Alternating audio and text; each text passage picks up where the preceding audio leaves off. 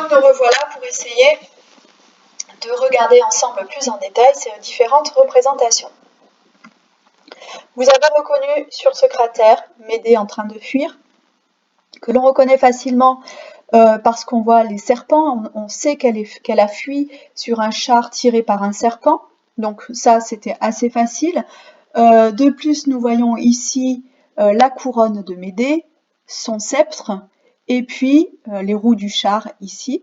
Et surtout, elle est à l'intérieur d'un soleil. Or, on sait que Médée a le soleil pour ancêtre, et que quand elle fuit sur son char, elle fuit pour rejoindre le soleil. Elle fuit dans les airs pour rejoindre le soleil.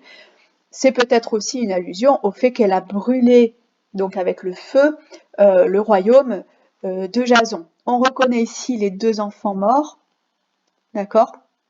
Donc ici, on a aussi cette partie-là de la légende qui est représentée, et on peut supposer qu'ici, c'est Jason qui est en train de pleurer sur ses enfants. Donc ici, c'était Médée en train de fuir sur son char. Sur ce bas-relief, on avait, vous l'avez reconnu, je pense, la construction du vaisseau. Je vous rappelle que lorsque Jason a décidé de partir récupérer la toison d'or, il a construit le vaisseau qu'on appelle l'Argo. Et ici, on a affaire à la construction. On voit ici Athéna, que l'on reconnaît avec le bouclier et le casque. Donc c'est la déesse Athéna qui a aidé à la construction du vaisseau et qui est en train d'ajuster la voile sur le mât, d'accrocher la voile pour que le bateau puisse avoir une prise au vent. Au centre, on a Tiphys, qui est donc un des marins les plus célèbres et qui aide Athéna. Et ici, on a Argos qui est assis en train, vous voyez, de tailler le bois pour fabriquer ce bateau. Donc ici, c'est le début de la légende. On est en train de construire le vaisseau qui va permettre de partir en Colchide, de partir donc de Grèce pour partir en Colchide, récupérer la toison d'or. Ici, c'est assez simple, c'est Jason qui s'empare de la toison d'or, qu'on le voit ici. Donc la toison, je vous rappelle, c'est une peau de mouton, on voit la tête du mouton ici et puis les pattes. Cette toison était gardée par un dragon qui est représenté par le serpent ici. Et ce dragon, c'est Médée qui a aidé à l'endormir pour que Jason puisse récupérer bien tranquillement la toison d'or que Aétès, le roi, pensait garder correctement par ce dragon. Donc ici, on est en Colchide et Jason s'empare de la toison d'or. Sur ce sarcophage, c'était, je vous ai dit, assez flou, mais on pouvait imaginer, c'est le mariage de Jason et Médée. Il faut savoir que dans les rituels de mariage grecs, les deux mariés, les deux époux, devaient se donner la main. Donc assez simple, on reconnaît Jason avec le bouclier, donc pas de difficulté. Ici, on a Jason qui apporte à Pélias la toison d'or. Alors, il y avait un petit piège, puisqu'ici, on aurait pu penser que c'était Jason en train de récupérer la toison. Mais en fait, on voit bien que ici, c'est un roi, et que Jason est en train d'apporter cette toison au roi. On se doute bien que ce n'est pas Aétès, parce que Jason, lorsqu'il a pris la toison, il n'est pas du tout allé voir Aétès pour lui dire « Tu as vu, j'ai volé ta toison ». Il a préféré se sauver, vous vous en souvenez.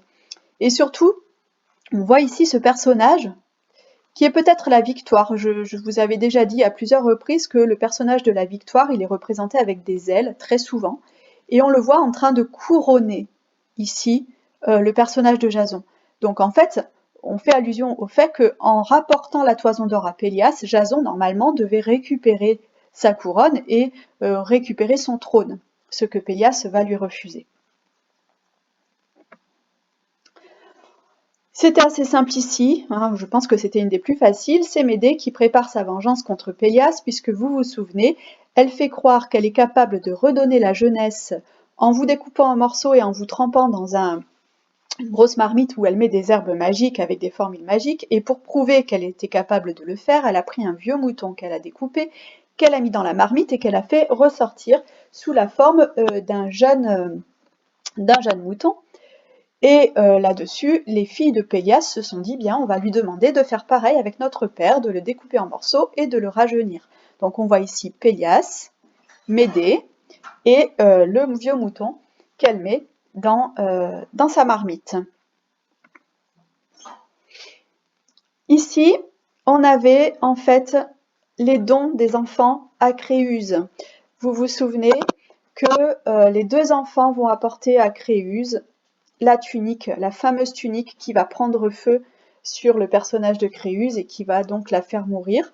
Donc ici, ce sont les deux enfants. Ici, c'est Créuse et la tunique qu'on est en train de lui apporter.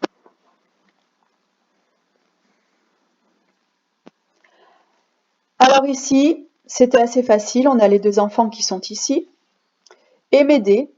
Et on voit qu'en fait, Médée s'apprête à les tuer puisqu'elle tient ici un poignard. Et elle leur tourne le dos un petit peu comme si elle avait honte de l'acte qu'elle s'apprête à commettre.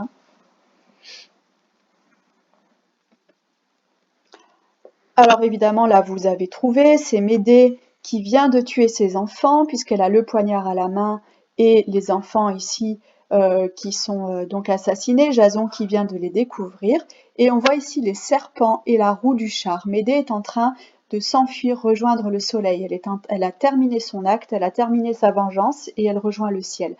La torche ici, elle a deux sens, je pense. Vous vous souvenez que Médée, en fait, tue ses enfants parce que son mariage a été trahi. Or, la torche est le symbole du mariage. Et Médée insiste beaucoup sur cette torche qui est à la fois le symbole de son mariage et à la fois le symbole de sa vengeance, puisque ce feu qui représentait son foyer, le foyer qu'elle avait construit avec son époux, représente aussi son arme de vengeance. Donc ici, on a ce double sens de la torche. Encore une fois, ici, Médée en train de tuer son fils. Je pense que c'était tellement simple que ce n'est pas la peine que j'explique. On voit le poignard, l'enfant, Médée. On ne peut pas faire plus explicite. Encore une fois, Médée furieuse. On voit le poignard, on voit les deux enfants, Médée en train de les assassiner. Ce qui est intéressant sur ce tableau, c'est que Médée, elle est représentée vraiment comme la mère, puisqu'elle est nue, on voit sa poitrine qui est le symbole de la maternité, et on a ce double aspect de Médée qui est quand même une mère qui va pleurer, elle pleure après sur le meurtre de ses enfants parce qu'elle les aime, elle ne les a pas tués parce qu'elle ne les aimait pas, elle les a tués pour se venger de Jason. Et donc on a vraiment à la fois ce symbole de maternité, de Médée, et en même temps ce symbole du meurtre avec le poignard. Et le titre est intéressant parce que furieux, au départ, alors maintenant ça veut dire en colère, mais au début, celui qui est furieux, c'est celui qui est possédé par les furies. Et les furies, ce sont les déesses de la vengeance, les déesses qui vous poussent à faire des choses complètement inhumaines en fait. Les furies, ce sont des déesses qui vous poussent à agir vraiment en allant contre toutes les valeurs humaines.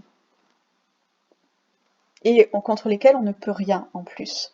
Donc le mot furieux ici prend tout son sens. C'est pas seulement Médée en colère, parce que évidemment ce ne serait pas suffisant pour justifier son acte. Encore une fois, Médée en train de fuir sur son char, je ne reviens pas dessus, c'est tellement simple que je n'ai pas besoin de l'expliquer. Alors ici, en fait, c'est peut-être un petit peu plus difficile. On est sur le bateau l'Argo. Ce sont les argonautes ici qui sont en train de ramer. On reconnaît la toison d'or, donc on sait que c'est sur le chemin du retour et non pas de l'aller. Ils sont déjà allés récupérer en Colchide la toison d'or auprès du roi Aétès. Et ici, on voit Médée. Et on imagine que c'est peut-être Jason. Ils sont en train de tuer le frère qu'ils ont emporté pour justement ralentir le père dans sa poursuite.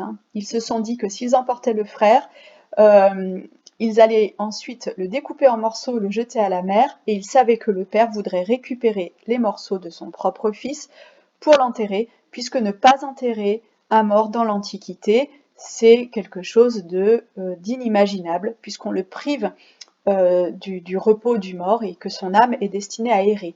Nous l'avons vu avec l'histoire d'Antigone, ne pas donner une sépulture, c'est inimaginable pour des Grecs. Donc Médée savait très bien que son père viendrait récupérer les morceaux de son frère et que du coup il serait ralenti et qu'il ne pourrait pas les arrêter. J'arrête la correction de cette première partie et je vous fais une dernière vidéo pour terminer.